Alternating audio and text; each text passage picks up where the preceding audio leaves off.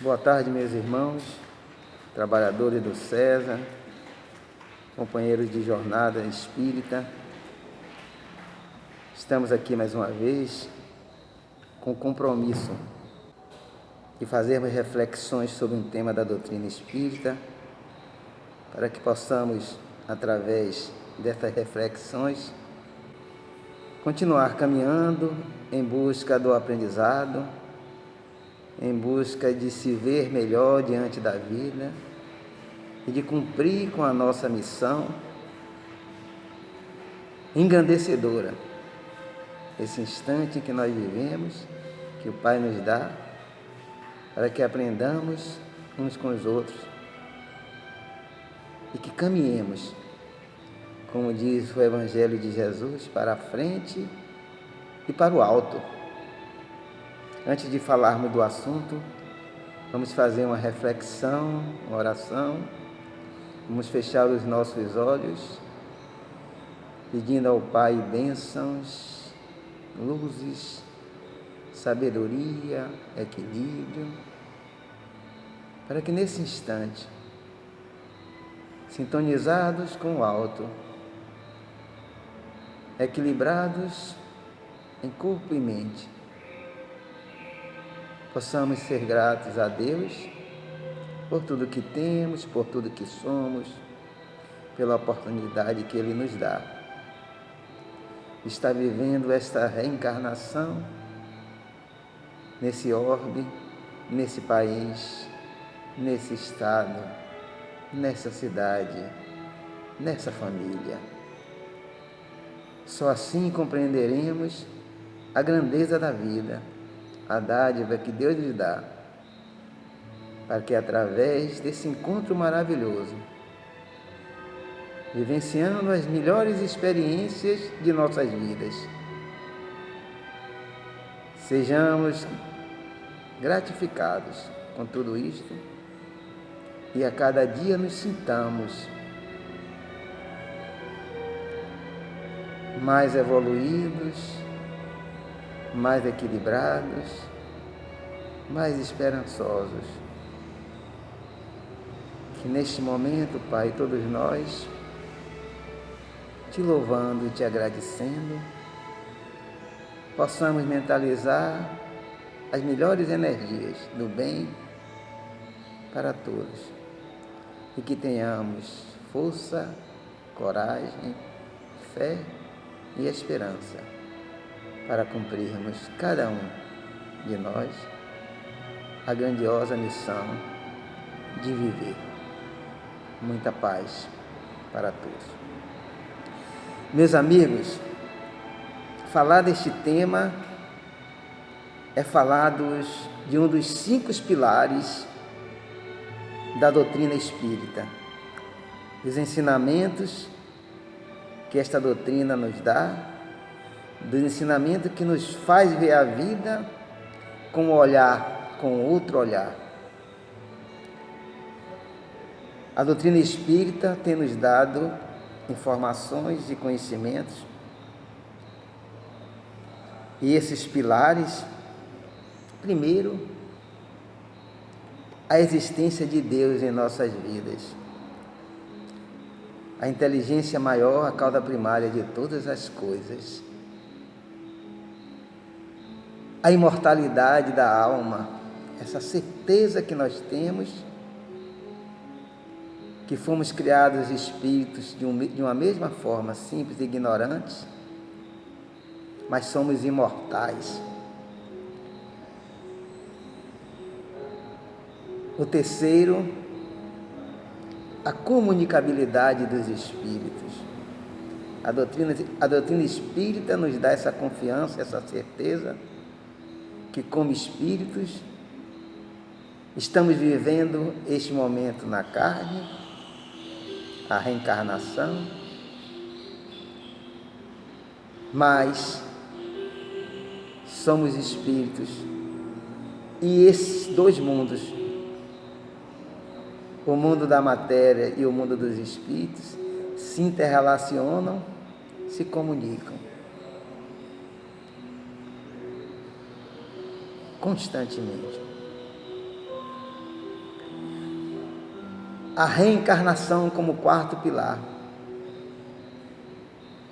E este é o assunto que nós vamos tratar hoje. Reencarnação. E o quinto pilar é a evolução. O objetivo maior para o qual o Pai nos criou. E nos deu a liberdade, o livre-arbítrio e a sabedoria para que através do trabalho, através dessa liberdade, através da inteligência, dessa inter-relação de uns com os outros, possamos aprender sempre, até que um dia alcancemos a angelitude e a perfeição. Então, esses pilares são aqueles que nos dão a credibilidade, a confiança e a certeza dos principais objetivos porque Deus nos criou. Por isso que sempre dizemos, gratos somos, gratidão é a palavra que nos move, de estarmos nesse instante vivendo os melhores momentos das nossas vidas. Isto é uma dádiva de Deus para todos nós. Antes de falar estritamente sobre a reencarnação e como isto está ditado nos livros da codificação, eu gostaria de fazer um breve histórico até que cheguemos a explorar melhor este assunto com base no Evangelho, no que está escrito no Evangelho e com base em algumas passagens do Livro dos Espíritos e nos outros livros da codificação. Há muito tempo, certo? Desde quando o ser humano começou a se questionar sobre a sua existência, é que começaram as perguntas de si para si. Por que nós não encontramos respostas de imediato para nossas dores? Lá nos idos, na época de Pitágoras, o matemático por excelência, pai da matemática, ele que já tinha descoberto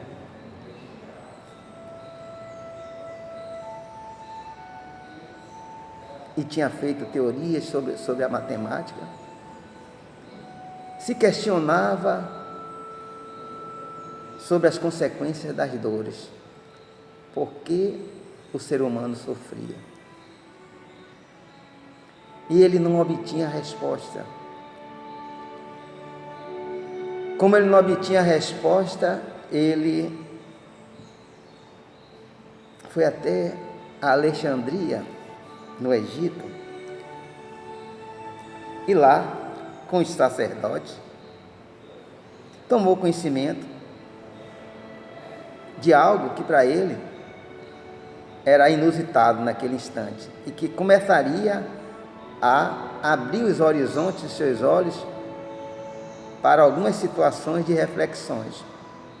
Ele tomou conhecimento naquele instante sobre a teoria das transmigrações das almas, que as almas, depois que passavam pela terra, iam até além e voltavam ao aquém através de outro corpo. Aquilo foi como para ele uma descoberta fantástica.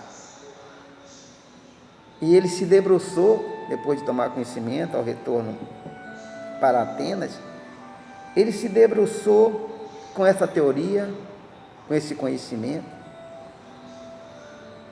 e, através desses estudos dele, é que, naquela ocasião, por não compreender ainda profundamente o como se processava essa vida no corpo, a ida do além e a volta para quem em outro corpo, ele avaliando as situações diferentes de comportamento entre as pessoas, chegou à conclusão que aqueles embrutecidos, aqueles rancorosos, aqueles sexualmente doentes, com certeza eram frutos e, como consequência, reencarnava através de espíritos, de animais. Foi aí que surgiu, nessa ocasião, a metempsicose. A metempsicose que acreditava, através de Pitágoras, que o ser humano poderia ser encarnado por um espírito de animal. Isso durou mais de 200 anos, meus amigos. Até que chegou-se à conclusão que não era possível, devido à evolução dos seres. Nós não poderíamos, ser que adquirir uma determinada condição de evolução, ter um espírito de animal reencarnado. Mas eu queria ainda falar sobre essa transmigração das almas, que mesmo antes de Pitágoras questionar toda essa situação, já se falava dessa transmigração das almas na China,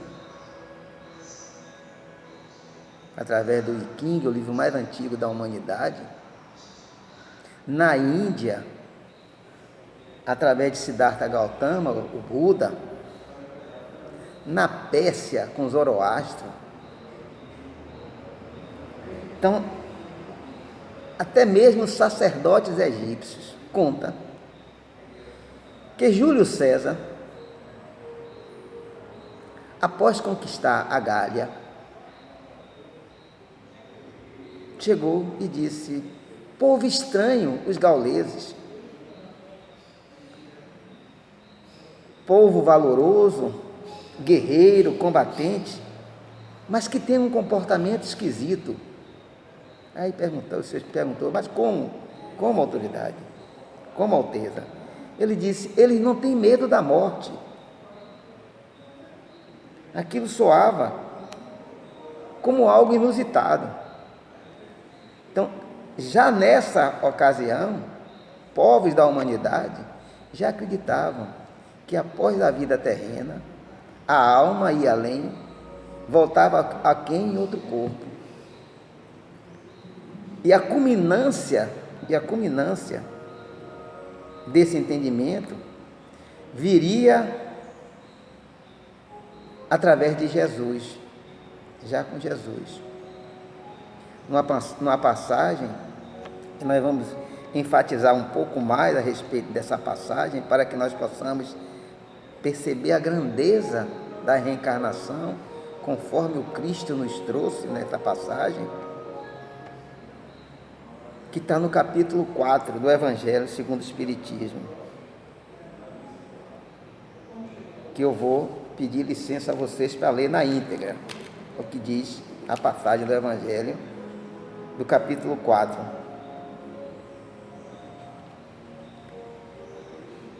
Que começa com o título: ninguém pode ver o reino de Deus se não nascer de novo. E eu vou direto para o encontro de Jesus com Nicodemos, porque daí é que nós vamos decifrar melhor o processo da reencarnação, conforme Jesus nos falara, e conforme nós, hoje, através da ciência, comprova-se esse processo da reencarnação em nossas vidas. E diz assim o texto: E havia um homem dentre os fariseus, por nome Nicodemos, senador dos judeus.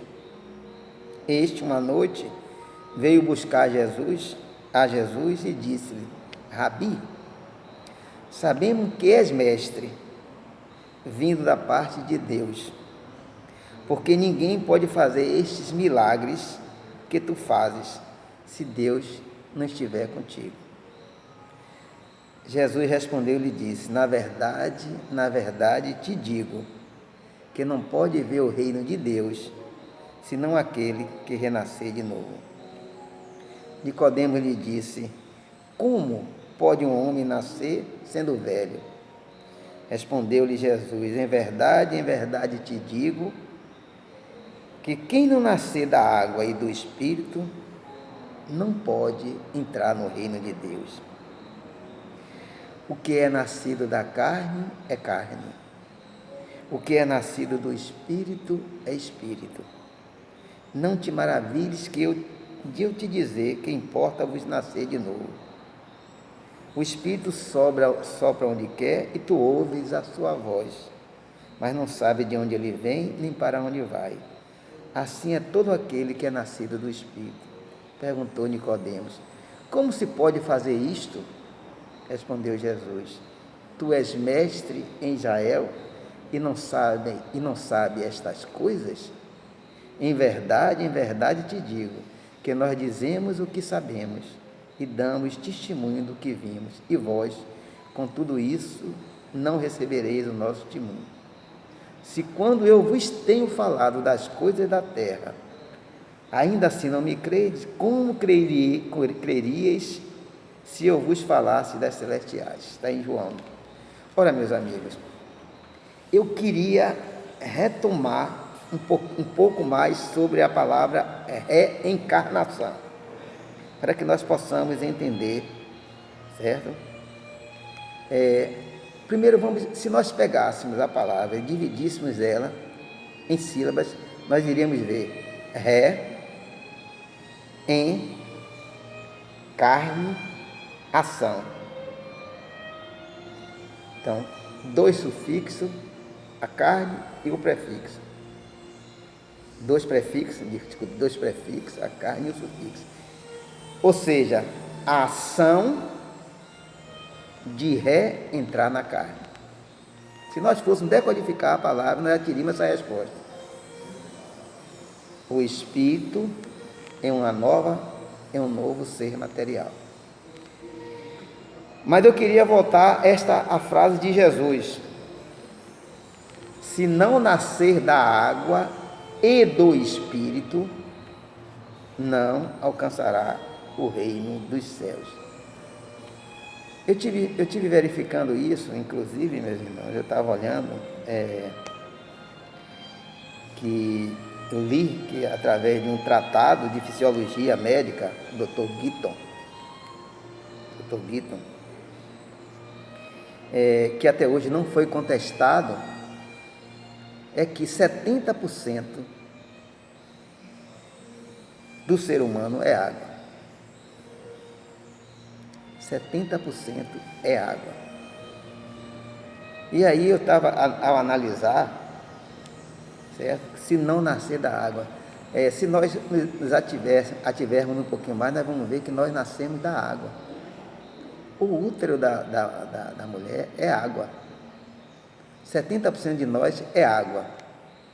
Então, se não nascer da água e do Espírito, então a água, certo, funciona nessa forma de decodificar as palavras, ou de decifrar as palavras do Cristo, da água e do Espírito, certo? Então nascemos da água, a água funcionando aí como a matéria da água e do Espírito. Não é da água do Espírito, da água e do Espírito, certo? Lá na frente nós vamos voltar um pouquinho mais para que nós possamos demonstrar isso, certo? Essa situação, porque repare bem, se fosse hoje, certo? Nós pedimos assim: se não renascer da água e do Espírito, quer dizer, no caso do Espírito, se não renovar, se não evoluir, não alcançaremos o reino dos céus. Porque da água, nós já sabemos, nós nascemos da água. Na frase tem e do Espírito, aí nós poderíamos dizer, aí onde está o X das nossas necessidades e dificuldades. Porque nós só alcançaremos o reino dos céus através de um processo de renovação e de evolução. Porque nós, como espíritos, precisamos da carne para evoluir. Nós vamos ver nas perguntas que tem lá no Livro dos Espíritos, que fala exatamente sobre a necessidade da reencarnação. Se fosse nos tempos de hoje, se Jesus se aquele povo tivesse mais evoluído, você vê que Nicodemos, que era o senhor da lei, não entendeu as palavras de Jesus. Ele questionava como é que ele poderia renascer depois de velho, porque ele não via a situação do espírito. Ele estava olhando apenas a matéria, como o corpo voltando ao corpo. Se fosse nos tempos de hoje, talvez Jesus dissesse assim: aquele que não reencarnar e não se melhorar, porque reencarnar nós já sabemos, para reencarnar nós temos que nascer da água e do Espírito.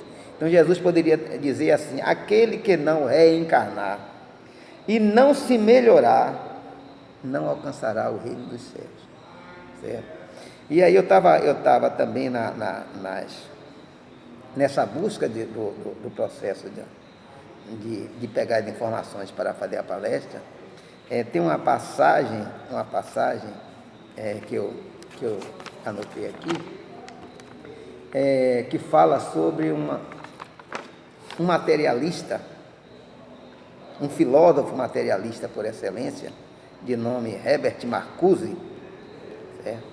Que em certa ocasião, esse Herbert Marcuse, ele era materialista por excelência, ele não acreditava em Deus.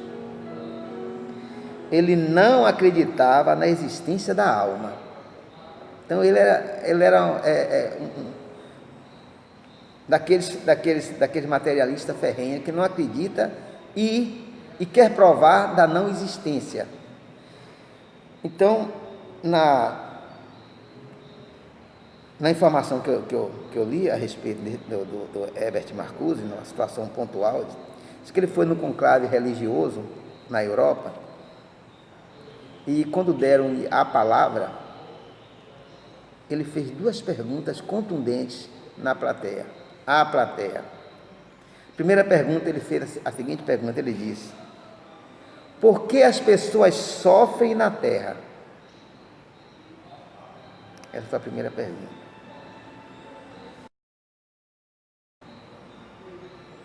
Foi a primeira. E a segunda pergunta.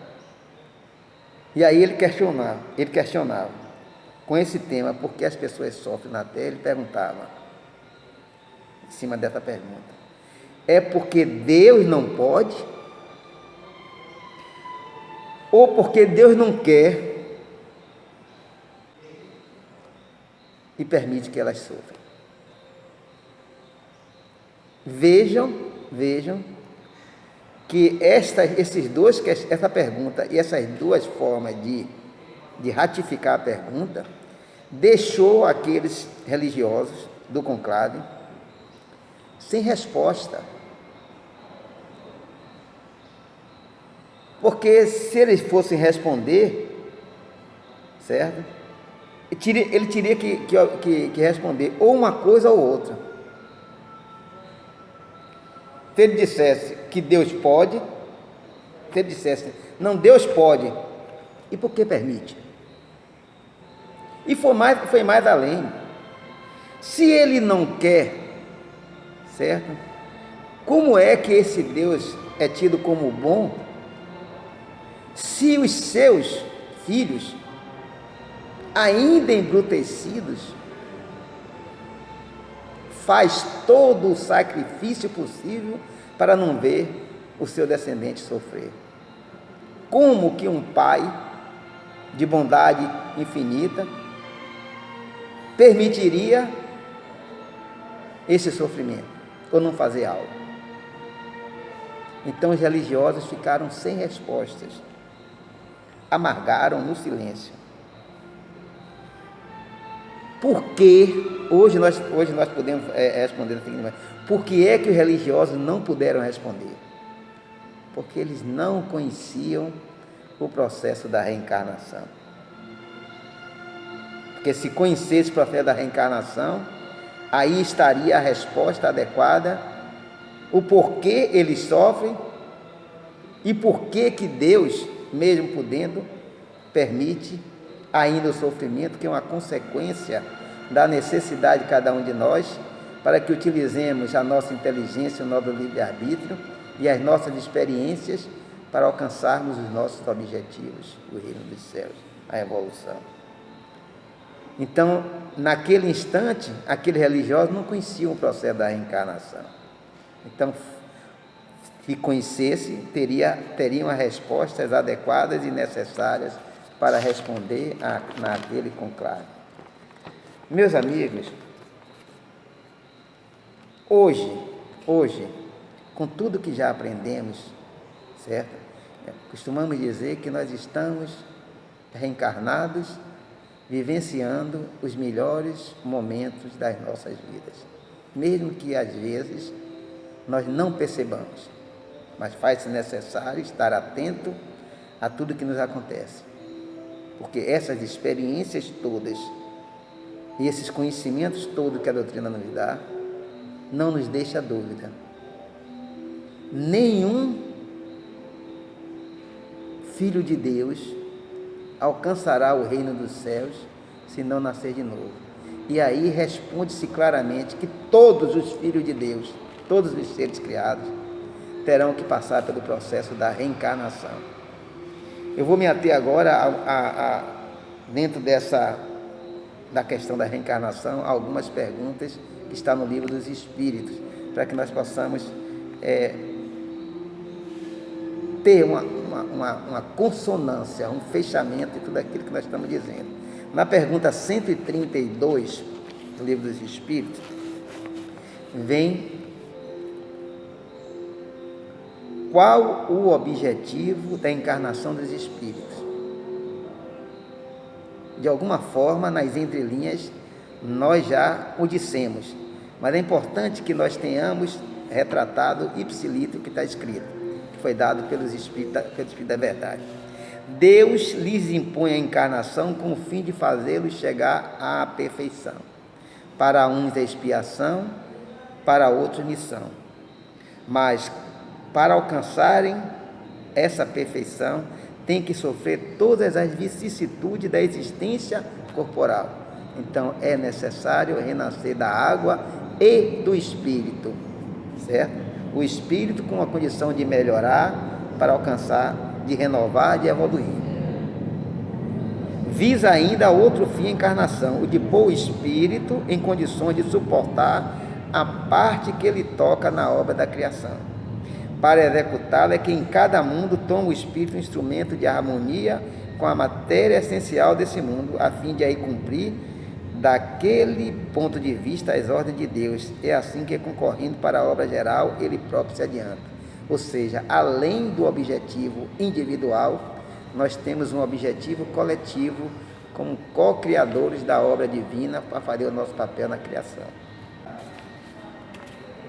Na pergunta 166, como pode a alma que não alcançou a perfeição durante a vida corpórea acabar de depurar-se? Sofrendo a prova de uma nova existência. Ou seja, todo o tempo nós estamos aprendendo que é necessário nascer de novo para que o espírito possa renovar e evoluir. Como realiza essa nova existência? Será pela sua transformação como espírito, depurando-se, a alma indubitavelmente experimenta uma transformação, mas para isso é necessário ler a prova da vida corporal. É necessário nascer da água e do espírito. A alma passa então por muitas existências corporais? Sim, todos contamos muitas existências. Os que dizem o contrário pretendem manter-vos na ignorância em que eles próprios se encontram, esse o desejo deles. Parece resultado desse princípio que a alma, depois de haver deixado um corpo, toma outro, ou então que reencarna em novo corpo. É assim que se deve entender? Evidentemente. Depois da existência da vida, a alma vai para além e volta no aquém em outro corpo para recomeçar uma nova missão. Na pergunta 167, qual o fim objetivado com a reencarnação? Expiação, melhoramento progressivo da humanidade, sem isto, onde há justiça? E aí nós voltamos ratificando aquilo que nós dissemos. O objetivo maior da reencarnação é o aprimoramento do espírito, para que possamos, através das vivências, das experiências, alcançar as condições que nos elevem para entender os propósitos maiores da divindade em nossas vidas, na prática do amor, da justiça e da caridade. É limitado o número de existências corporais ou o espírito reencarna perpetuamente? A cada nova existência, o espírito dá um passo para diante na senda do progresso. Desde que se ache limpo de todas as impurezas, não tem mais necessidade da prova da vida corporal. Então, quando alcançarmos, certo, a condição da angelitude, da perfeição, não precisamos mais da reencarnação no corpo. É invariavelmente o número das encarnações para todos os espíritos? Não. Aquele que caminha depressa, a muitas provas, se forra. Todavia, as encarnações sucessivas são sempre muito numerosas, porquanto o progresso é quase infinito.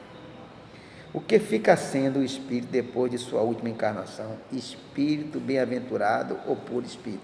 Quando nós chegamos ao nosso estágio evolutivo. E como última pergunta, por causa do tempo, em que se funda o dogma da reencarnação? Na justiça de Deus e na revelação, pois incessantemente repetimos, o bom Pai deixa sempre aberta a seus filhos uma porta para o arrependimento. Não te diz a razão que seria injusto privar para sempre da felicidade eterna todos aqueles de que não dependeu a melhorar-se? Não são filhos de Deus todos os homens?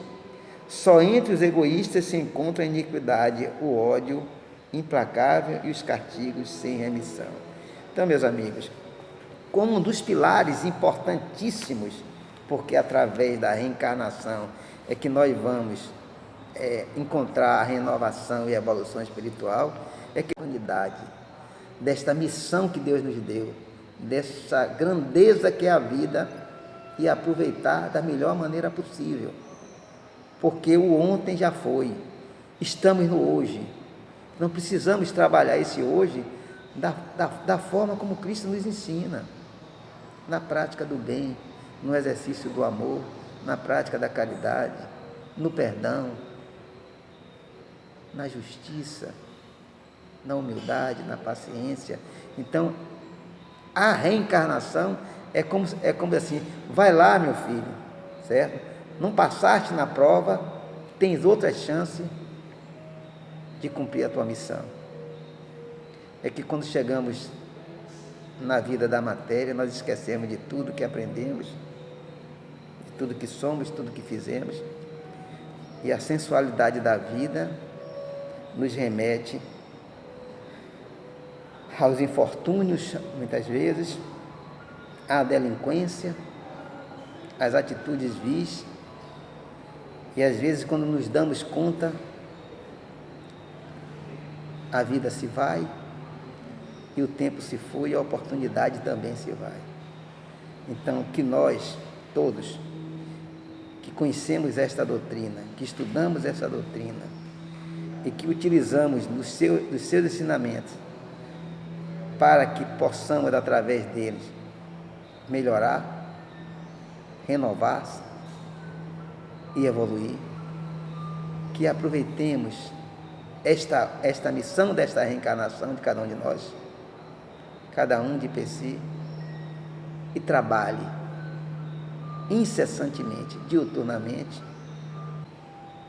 fazendo do Evangelho de Jesus o caminho da vida, o caminho da salvação, para que o nosso anjo de guarda, o nosso mentor espiritual, Espírito bom, que nos ajuda, que nos eleva, que nos ampara, possa, naqueles momentos mais difíceis, ser aquele que diz: cuidado, meu irmão, fica atento, companheiro,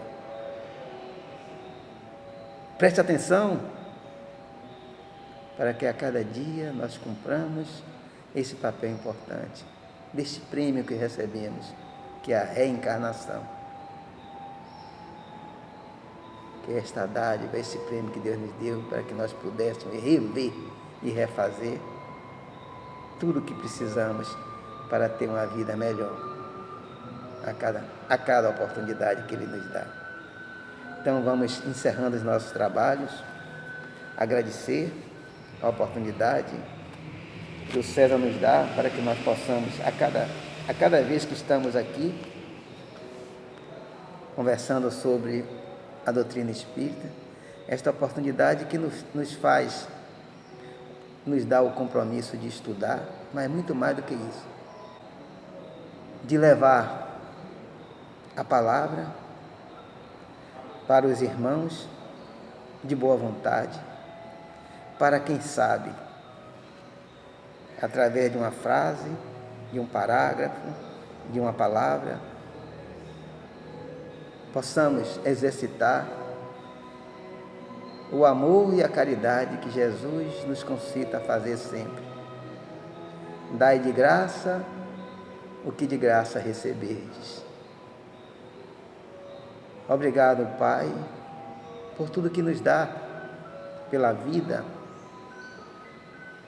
pelo corpo, pela sabedoria, pelas mãos, pelos pés, pela família que temos, pelos amigos, por esta casa de oração, por este país que nos abriga, por este orbe que Tu nos dá, Pai, para o nosso aprendizado, pela saúde e pela doença, pela riqueza, pela pobreza, pela dor, pelo sofrimento, pelo alívio, pela paz, por tudo que faz cada vez mais, Pai, sentirmos os Teus filhos amados, e faz aguçar em nós, Senhor, a fé inabalável, que tudo provém de Ti, Senhor. Encerramos os nossos trabalhos agradecidos pelo amparo, pelo amor, pela misericórdia, pela caridade, dizendo: Senhor, obrigado, obrigado, obrigado. Que seja feita a Tua vontade, não a minha. E que eu possa, a todo instante, elevar os meus pensamentos e dizer: faça-se, Senhor, o que melhor Te aprouver nesse instante para os Teus filhos. Ampara-os, equilibra-os, sereniza-os, ilumina-os, hoje, agora e sempre. Que assim seja. Muita paz para todos e muito obrigado.